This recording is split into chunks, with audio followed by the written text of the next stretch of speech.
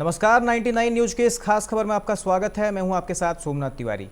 पश्चिम बंगाल में विधानसभा चुनाव खत्म होते ही एक बार फिर से केंद्रीय एजेंसियां सक्रिय हो गई हैं। नारदा घोटाले की जांच कर रही सीबीआई ने टीएमसी के मंत्री फिरहाद हाकिम, सुब्रत मुखर्जी और विधायक मदन मित्रा को गिरफ्तार कर लिया है। इनके साथ ही पूर्व मेयर सोवन चटर्जी को भी सीबीआई दफ्तर लाया गया है। इनको सीबीआई दफ्तर लाने के तुरंत बाद बंगाल के सीएम ममता बनर्जी भी सीबीआई दफ्तर पहुंच गई हैं। भारी संख्या में टीएमसी समर्थक भी वहां मौजूद हैं। वे सीबीआई की कार्रवाई का विरोध कर रहे हैं। मुख्य सूचना अधिकारी आरसी जोशी ने बताया कि सीबीआई ने नारदा स्टिंग ऑपरेशन से संबंधित मामले में पश्चिम बंगाल सरकार के 4 तत्कालीन मंत्रियों फिरहाद हाकिम, सुब्रत मुखर्जी, मदन मित्रा और सोवन चटर्जी को गिरफ्तार किया। सीबीआई ने कलकत्ता हाईकोर्ट के आदेश के बाद इस मामले में 16 अप्रैल 2017 को केस दर्ज किया था। देखिए इस पर एक खास रिपोर्ट। नारदा स्टिंग टेप पश्चिम बंगाल में 2016 के विधानसभा चुनाव से पहले सार्वजनिक किए गए थे। दावा किया गया था कि इन्हें 2014 में बनाया गया था और इसमें टीएमसी के मंत्री, सांसद और विधायक की तरह दिखने वाले व्यक्तियों को कथित रूप से एक काल्पनिक कंपनी के प्रतिनिधियों से कैश लेते दिखाया गया था। स्टिंग ऑपरेशन कथित तौर पर नारद न्यूज पोर्टल के मैथ्यू सैमुअल ने किया था। कलकत्ता उच्च न्यायालय ने मार्च 2017 में स्टिंग ऑपरेशन की सीबीआई जांच का आदेश दिया था। सीबीआई दफ्तर में मौजूद वकील अनिंदो राउत ने कहा, मैंने सीएम ममता बनर्जी को अधिकारियों से यह कहते सुना है कि ऐसा कोई नियम नहीं है कि स्पीकर और राज्य सरकार की अनुमति के बिना आप किसी भी मंत्री को ऐसे गिरफ्तार करें।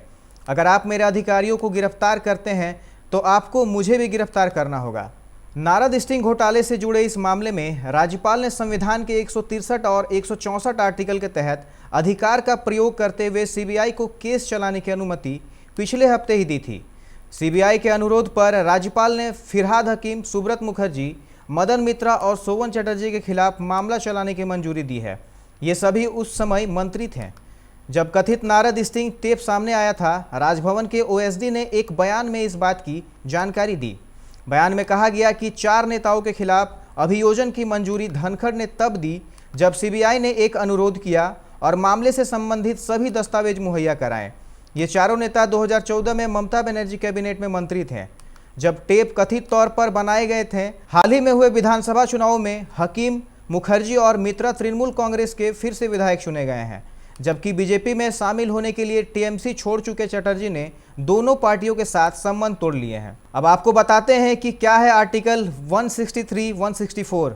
संविधान के आर्टिकल 163 और 164 के तहत राज्यपाल कानून के संदर्भ में मंजूरी प्रदान करने के लिए सक्षम प्राधिकारी है, क्योंकि वह संविधान के अनुच्छेद 164 के संदर्भ में ऐसे मंत्रियों की नियुक्ति करते हैं।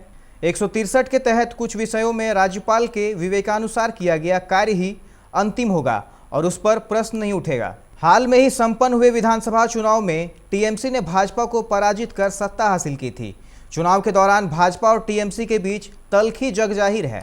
टीएमसी का आरोप है कि भाजपा चुनाव में हार को पचा नहीं पा रही है, इसी कारण यह सब कराया जा रहा है।